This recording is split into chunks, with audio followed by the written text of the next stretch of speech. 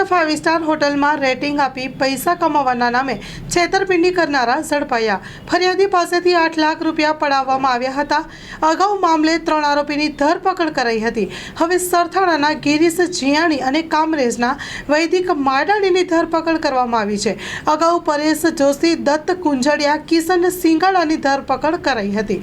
Story report by સુરતી સતીશ કુંભાણી સાથે cameraman Chirag Rajkot.